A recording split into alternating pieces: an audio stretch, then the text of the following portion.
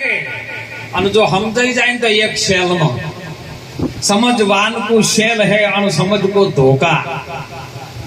चोखा चावल एक है, राम रहीम दोनों एक है, चाहे चावल कोया। तुलसी कहे तमे रीत भजो के खीज, उलट सुलट जम वावीए जम खेतर में। खेतर जो भेज वाळू थयो ने 8 महीनानो आવો વરસાદ થયો ને બરાબર શેડાયું થાય ને પછી બીજ તમે ગમે એવું નાખો ને હે ઈ ઉલટું પડે, હમું પડે, આડું પડે, ઊભું પડે, પણ બોલો એને ઊભો આમ દગો કર્યો કોઈ દાડો? એ તો આમાં આયા ચેડે સાહેબ તમે એના નામમાં તમારો શ્વાસ જે ચાલે છે ને મૂળ શ્વાસ લાખાને લોયાણે કીધું સાહેબ એ જીરે લાખા રે એ કાશી રે નગરના જોને ચોકમાં આ તો લખ રે આવે ને લખ જાય પણ તને નામનો નેઠો કોઈ નહીં બતાવે. લખ આવે છે લખ જોઈ છે. આ કાશીનગર છે કાયા રૂપી જે 5 તત્વોનું બનેલું છે ને એ કાશીનું નગર છે ને એમાં શ્વાસ આવે છે ને શ્વાસ જાય છે પણ જે મૂળ ઘરમાં શ્વાસ સમાય છે એ નોમ પડ્યું છે અને એ નોમનો નેઠો તમે કોઈ નહીં બતાવે. ગુરુ મહારાજ તને જુગતી કરાવશે અને જુગતી વિના તારી મુક્તિ નહીં થાય. જેની જેની આ જુગતીની કળા આવડી ગઈ ને પછી સાહેબ તમારે આઠો પોર આનંદ પછી મેળામાં ફરતો હોય, ખેતરમાં હોય, ગાડીમાં હોય કે પછી ગમે જગ્યાએ હોય તારા નામનો નેઠો ગોતી લે. ઈ સવારામ બાપાને ચડી ગયું. સવારામ બાપાએ કીધું પછી કે અણઘટ દેવ મને દિલમાં દર્શાયો. અણઘટ એટલે કોઈનો ઘડેલો નહીં. તમે ઘડી ઘડી કદાચ આ પૃથ્વીનો માણસ ઘડે ને તો ઘડી ઘડી પરમાત્માની મૂર્તિ ના ઘડી શકે સાહેબ. દુનિયા બધા ઘડવા બેસે ને તો ભગવાનની મૂર્તિ કોઈ ના ઘડી કે પ્રવીણભાઈ બધું ઘડી નાખો, એનો ઘાટ ઘડી નાખો, આકાર ઘડી નાખો. પણ તમે જોવા દો કે કૃષ્ણ આવા હતા કે કૃષ્ણ કોણ હતા કે ભગવાન હતા. રોમદેવ પીર આવા હતા તો કે વા ભગવાન હતા. રોમ આવા હતા કે ભગવાન હતા. તો શું ભગવાન કેટલા હતા? એમ ભગવાન એક જ હતા.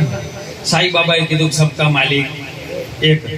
અરે સાહેબ રવિરામ બાપુએ પણ કીધું અણી અગર પર એક છે.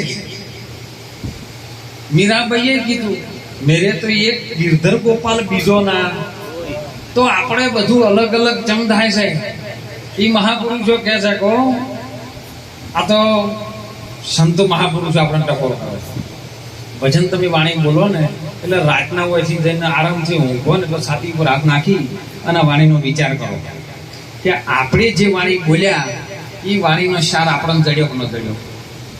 એક સાખીમાં હમણાં એવું આવ્યું કે ગુરુ ગોવિંદ દોનો ખડા કિસકો લાગુ પાય બલહારી ગુરુદેવની જેને ગોવિંદ દિયો.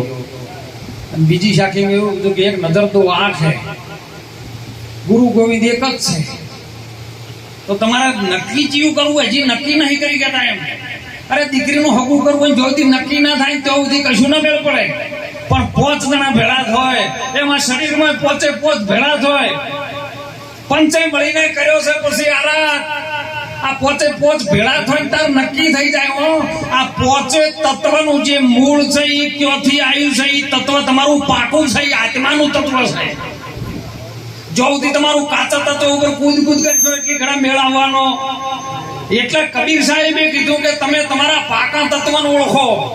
અરે પાણી તો પાણીમાં સમાઈ જાય, પવન પવનમાં સમાઈ જાય, પૃથ્વીની અંદર જે તત્વ ચોપડીથી આ હાડ મોસ ને બધું બન્યું છે ને એ પૃથ્વી તત્વથી બન્યું છે. એમાં સમાઈ જાય, વાયુ વાયુમાં સમાઈ જાય, અગ્નિ અગ્નિમાં સમાઈ જાય, આકાશ આકાશમાં સમાઈ જાય. પોતે એમાં સમાઈ જાય છે. કોઈ મરતું નથી, કોઈ જીવતું નથી, વધતું નથી, ઘટતું નથી.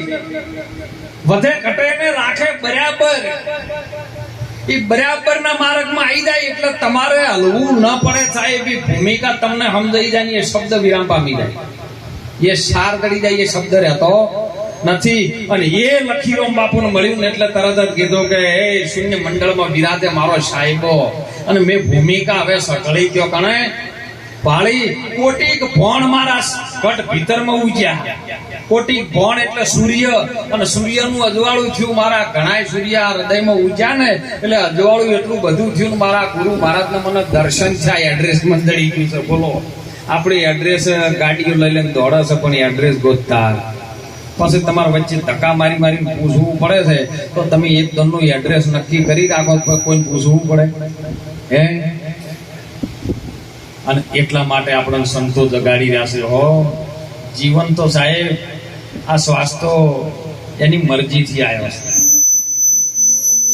અને એની મરજીથી જયારે જવું છે પાણીનો જતો રહે.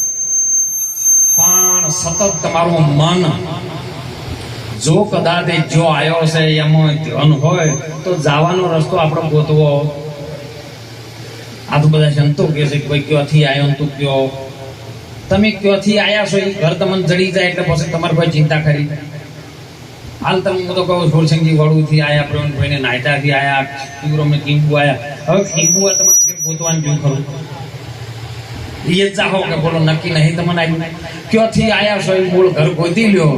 મૂળ રે ઘર રે મૂળ રે વચનનો લાખા મહિમા છે, મોટો મુખથી ગયો નહીં જાય. અને મૂળ ઘરની અંદર જો તમારી સુરતા લાગી જાય ને તો પછી સુરતા એ આસમાનમાં ચડે. તમારો પ્રકાશ તમને આત્મા રૂપી જ્યોતનું અજવાળું થાય ને, અને તેઓ તમારા સ્વરૂપનું દર્શન થાય. એ આનંદ આનંદ ને આનંદ છે, બીજું કોઈ નહીં. અને આનંદ કરવા માટે આપણને અવતાર મળ્યો છે. એ પરમાત્મા બીજે ગોતવા જાહો તો નહીં જડે સાહેબ. પરમાત્મા ભેળો ને ભેળો છે. હું તો દરેક વખતે હાથ જોડીને કહું છું કે એક દીકરાએ એક નિશાળની અંદર માસ્ટર સાહેબ ને પૂછવું, પ્રિન્સિપલ સાહેબ ને, કે બાપા એ માસ્ટર સાહેબ અમે આજે નિશાળમાં ભણવા આવીએ છીએ, પણ આજે ભારત ભૂમિની પ્રથા જુઓ. અમારે પહેરવા ચડી નથી, પહેરવા બુશર્ટ સારું નથી, પણ જગતના લોકો એવી ભ્રમણા કાઢી છે, જગત ગરુ છે ભરમાઈ. અમારે પહેરવા ચડી ના હોય, પહેરવા શર્ટ હારું ના હોય તો અમને કાપડ કોઈ ના આપી શકે.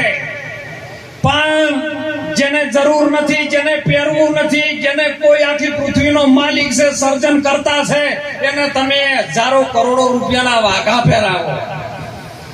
એની પ્રથા કરી છે. અરે અમારે જમવા માટે એક ઢાઢો ટુકડો મળતો નથી ને એ 56 ભોગ ધરાવો. અને પાછા તમે લેણમાં હોય તો કે ઉભારો પરમાત્માનો ઊંઘવાનો ટાઈમ થયો છે, એ હુઈ જાય તો તમારું રહેશું કહો. પણ હે, આ જગતના માનવીએ મૂર્તિ બનાવી, પથ્થરમાંથી બનાવી, કોઈ તોબામાંથી બનાવી, કોઈ પિત્તળમાંથી, કોઈ હોનામાંથી બનાવી, જેવી જેની સગવડ. પણ પથ્થરની મૂર્તિ ઘડવા વાળો મનુષ્ય, શિલ્પી, કારીગર છે.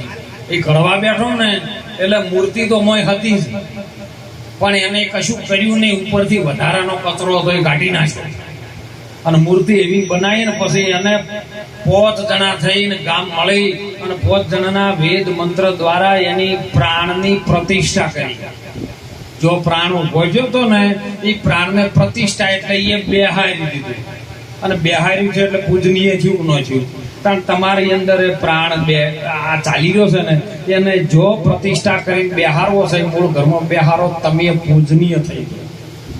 અને મૂર્તિની તમે મંદિરમાં જો એટલે એટલી લાઈટ હોય, એટલું ડેકોરેશન કરેલું હોય, તમને એમ લાગે કે હા મને ભગવાનની મૂર્તિ, માતાજીની મૂર્તિ ગોલ છે, કેટલી લાઈટ હોય છે. તો તમે માણસે બનાવી છે એ મૂર્તિમાં આટલી બધી લાઈટ હોય છે, તો તમને તો 9 મહિના કર્યા હે. આ 5 ભૂતોની જે મૂર્તિ બનાવી ને એ માએ 9 મહિના નહીં કરી, કોઈ ખોમી બાકી નહીં રાશી. તોય અમુક ભજનમાં આયા હોય ને તો એમ લાગે કે જો લોકાચારમાં આયા છે શું, લાઈટ નહીં સાહેબ. આ ભ્રમ કેટલો પડ્યો છે એમ, તમને આનંદ નથી. અને એ આનંદ જયારે પ્રગટ થાય ને કે મને ઘડવા વાળો કઈક જુદો છે હે. કોને રે ઘડી તારી કાયા, એ સંતો ભાઈ કોને રે ઘડી છે તારી કાયા. ઘટડામાં એ રણને આ ઘટમાં છે હથોડા, ઘટમાં તો ઘાટ રે ઘડાયા. જોગી રે લાલ કોને ઘડી છે તારી કાયા. નિરલભાઈ બોલી આપણી એ ઘટમાં ઘડવા વાળો હતો, માના ગર્ભની અંદર 9 માસ અને 10મા માસે બહાર આવ્યા છે. 9 માસ પૂરા થાય એટલે 10મો ચાલુ થાય.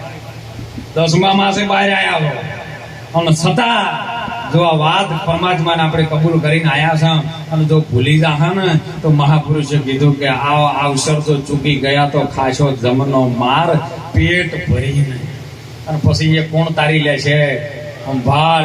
એટલા માટે સંતોએ તો કીધું છે ભજન કરી લેજો સાહેબ. ખૂબ આપણા મનુષ્યનો અવતાર મળ્યો છે ને ઉત્તમ, અને એમાં ભારત ભૂમિમાં મળ્યો છે.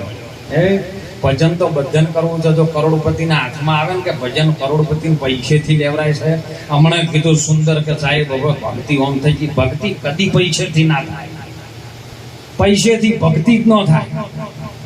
એ જે કરો છો એ તો તમે સન્માન કરો, સેવા કરો છો, પણ જો પૈસેથી ભક્તિ થતી હોય તો ધીરુભાઈ અંબાણી જેવા, ટાટા બિરલા જેવા, બજાજ વાળા, કોકો કોલા વાળા તમારા ગરીબના ઝોપડા સુધી ના આવવાની.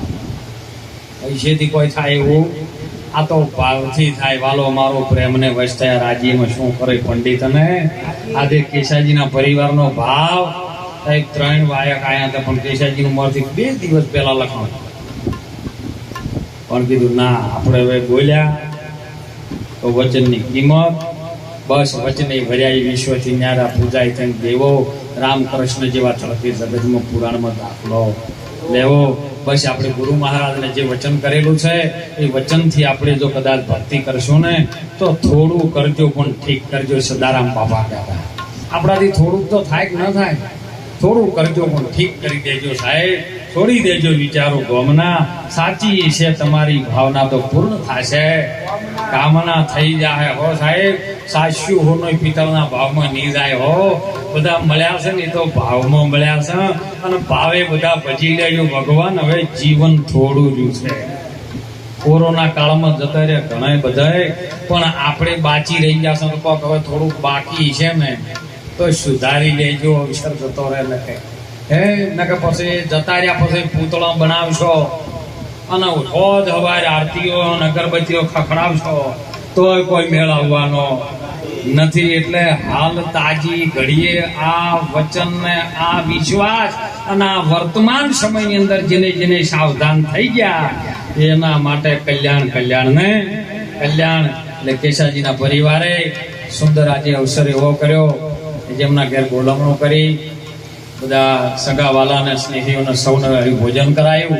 સાધુ સંતોને પણ બોલાવી, ભક્તોને બોલાવી આપણે અરસપરસ દર્શનનો જે લાભ અપાયો છે એ લાભનો આપણે પૂરેપૂરો ફાયદો ઉઠાવજો હો. ખર્ચો ઘર તણી કર્યો ને આપણને મફત મળે છે એટલે લાભ ઉઠાઈ જાજો તો કોક આપણું કલ્યાણ થાહે ને થાહે. એ જ વિનંતી સાથે સૌ સંતોના ચરણમાં વંદન કરી વાણીને વિરામ કરો. સદગુરુ ભગવાન કી જય. સદારામ બાપાનો જય. ધન્યવાદ.